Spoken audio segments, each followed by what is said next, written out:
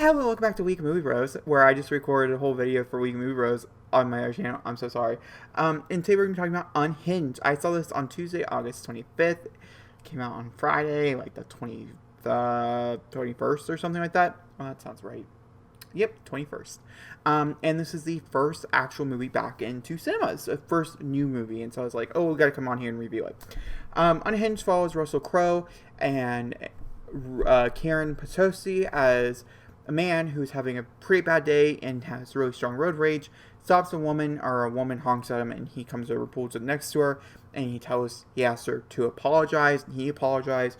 The woman who's having a very bad day does not apologize. That is played by Karen. Her name is Rachel, and he tells her that he's going to make her have a horrible day.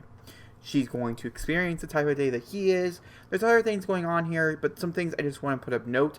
I thought the acting was okay across the board. The movie itself was okay. The best way I can describe it is I liked certain elements around the movie, but I did not like the movie itself. So I got 2.5 out of 5 stars for me personally. Russell Crowe is always great normally, 92% of the time. And so I don't mind him in this role because I think it was... There's things though about this role that really scared me, and I can't really describe why because it's personal. But like, I was like, oh shit, oh god, yeah. But yeah, I do want to mention that it is a thriller. You know, I would say this is much more of a thriller, not a mystery. It's pretty straightforward, the movie itself. And it does contain graphic violence. And I want to mention that the violence itself is not extremely. I mean, it does get kind of bloody at certain points. But I'd say it's much more intense and much more realistic, which makes it much more sadistic. And so if you're not a fan of that, I would totally pass out. Also, the C word's used quite a few times, and the F word's used quite a few times. If that's also something else you're just not like a fan of, maybe you should just not watch it. You know, probably not great choices for you.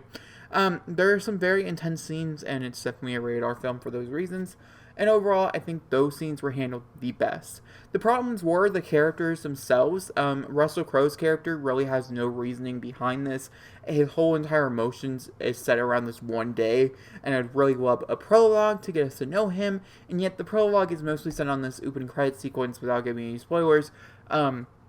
About the difficulties that most people in the world challenge, which it makes sense, and it's very, very much like what's going on in real world right now. But I just think we should have used that time to help build the story instead of talk about the bigger problem. You know what I mean?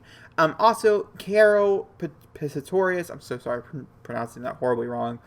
As Rachel's character is just horribly written as itself. I think there's elements of her character being so distressed and things, and being a mom going through divorce and like all this other stuff, which are not spoilers, by the way. It's told in the very beginning of the movie. It's actually a very big like point of the movie and things.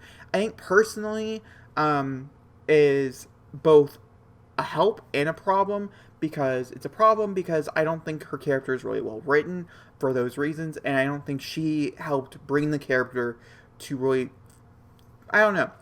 There's certain points, especially towards the end of the film, that are just so annoying with her that anything that she tried to redeem in the beginning, it totally got like washed away.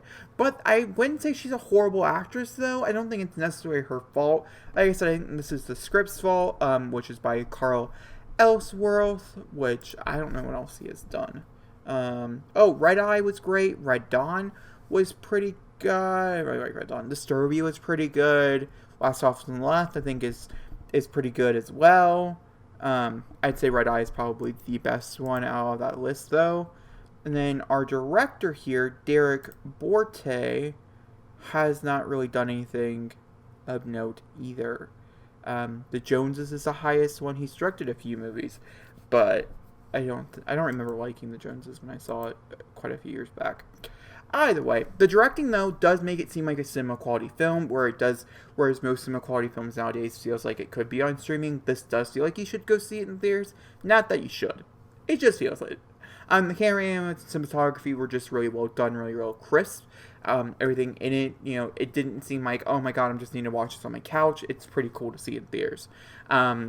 And it might have been the fact I saw it in XD. I'm not entirely sure. It could be biased. I'm not really sure.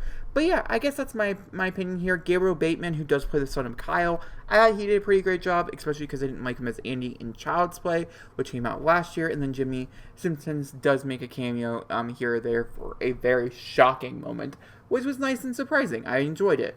But yeah, I just want to very quickly once again mention, because I think the violence is mostly shocking, and I think a lot of people are taking away from it, and I really hope a lot of people don't take away this is how you should act. I personally never got that feeling, but I do know reviews and stuff who have gotten that feeling. I always thought Russell Crowe was the villain from the very beginning, but maybe you didn't. And you know what? I would love to have that conversation with you in the comments down below, personally. Now, I can understand if you're like, why want him to do these things to Rachel, because Rachel's so annoying. That's a little bit different. That's not so much the character standpoint. I'm just talking about, in real life, if this is happening to you, would you believe he was the villain, or would you take his side? I want to know in the comments down below if you've seen the movie. Yeah, that's my opinion. That's my review of Unhinged. Stuff going on right now. We have a podcast going on, and I'm very excited to talk about DC fandom and other stories and stuff. This next podcast will probably be like broken up in 2 parts because it's gonna be so long. Out of the way. And so yeah, we have DC fandom and like a whole bunch of fun stuff to talk about. We have movie commentaries that are happening. We have movie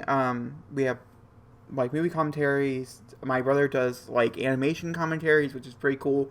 I do like actual reactions to television shows, and they're not commentaries; they're just like reactions and stuff. And we do sometimes show reactions. I've really fallen out of the habit of it because there hasn't really anything new, but I'm trying my hardest to jump back into it as new movies do come out. More trailers will come out.